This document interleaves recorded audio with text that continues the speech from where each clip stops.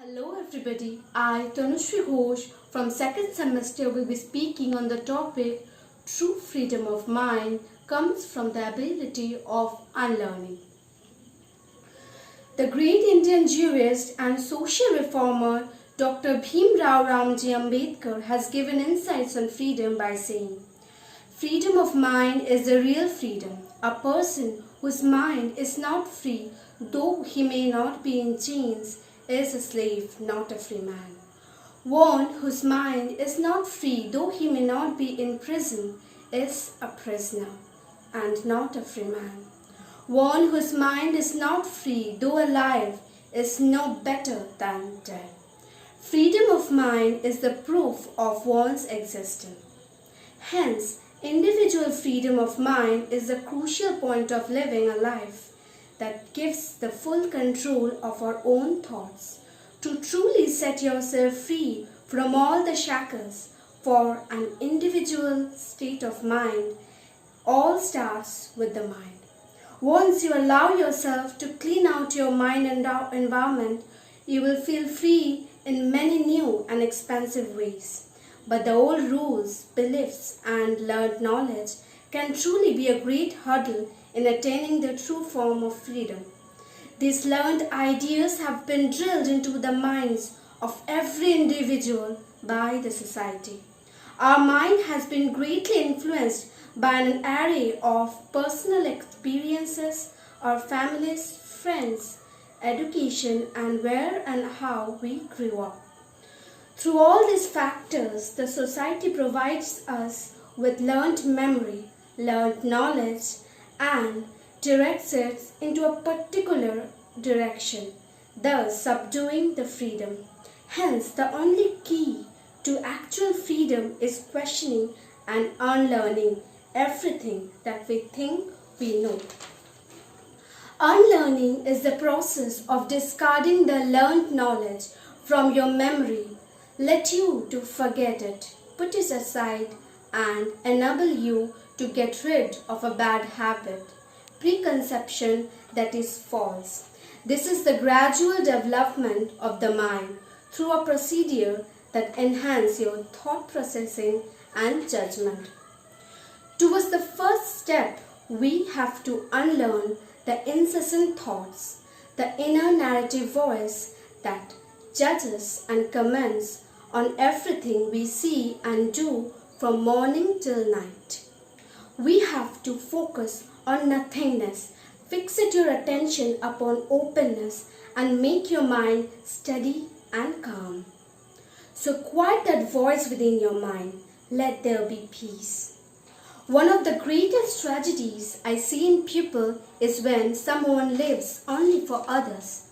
In other words, one who qualifies his or her worth is based upon the relationship or social status with the other. Human beings need others, but we do not and should not qualify our lives based upon how others perceive and accept us. Rethink attention not for others, but your own self. The motivational speaker Dennis Watley said that our limitation and success will be based most often on our own expectation for ourselves. What mind dwells upon, the body acts upon. Therefore, what we perceive to be stopping us from achieving our goals, finding our happiness, and improving our lives are merely our own perception of limitations. These limitations thus becomes the very breaking point that we think is the point of no return, after which we collapse, die, or cease to exist even though the body is alive.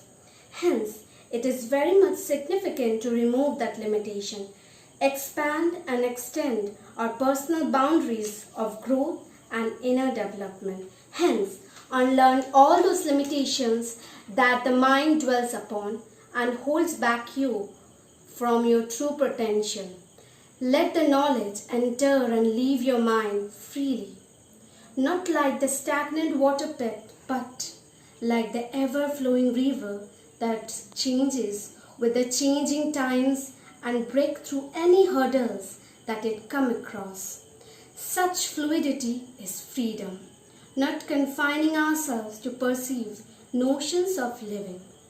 This unlearning of the old, obsolete, and outdated paradigm and embracing a new paradigm willingly cause the evolution of the society as well as your very self.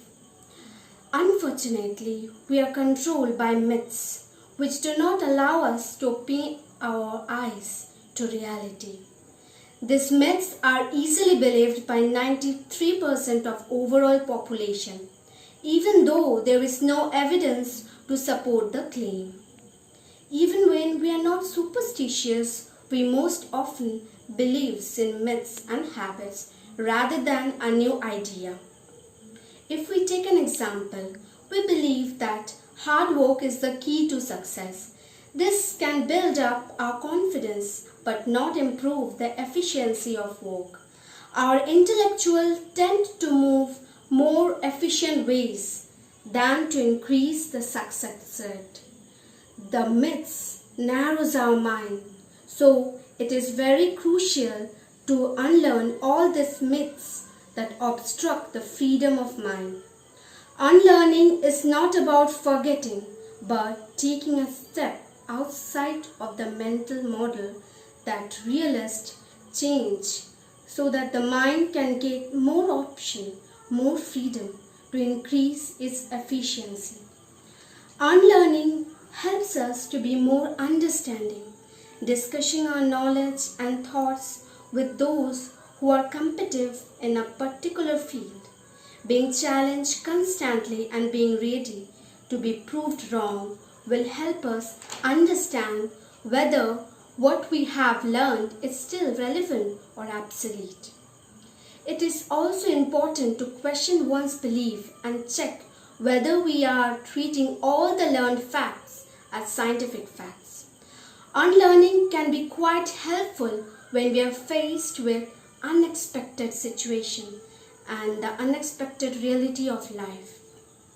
In this 21st century, despite the growing awareness about the unacceptable truth and ideas such as homosexuality, equality of gender in every field, and so on, without unlearning the defenses against the unnatural, no change can be possible.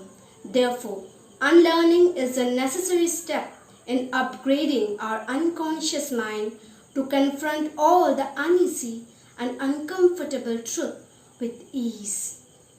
Unlearning involves a willingness to at least put your old belief system into question if the evidence coming through your conscious mind is compelling.